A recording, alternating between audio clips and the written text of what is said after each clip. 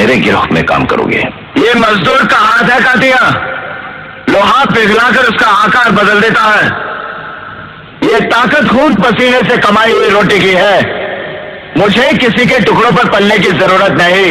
कीड़े मकोड़ों की तरह गली में रहने से बेहतर है यहां मर्दों में रहो, शेर की तरह। पिंजरे में आकर शेर भी कुत्ता बन जाता है कातिया। तू चाहता है कि मैं तेरे यहां कुत्ता बनकर रहूं?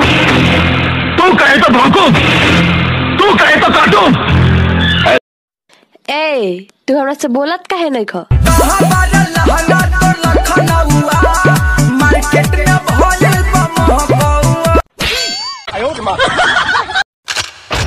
हम शरीफ क्या हुए, पूरी दुनिया ही बदमाश बन गई। लाइकी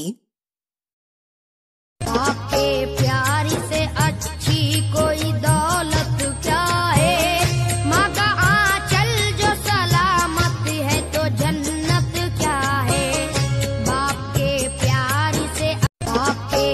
ए भाई, सब कहेला कि शादी कोला बड़ा सुख मिली। साला जब से हमार शादी भइल बा तब से एको दिन खाना ना बनवले होई। हेलो, सुना।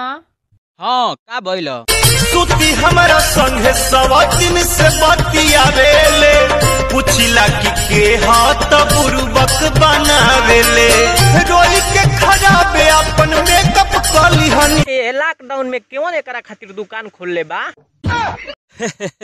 बड़ी कहत रहल लोग।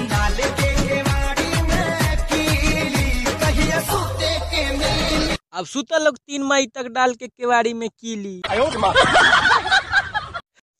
ए, ई का देखाव तड़ू हो? ई बाप ई का हो? गुड मॉर्निंग, तनी हमरो के देखावा ना। हेलो, मन बड़ा करता मिले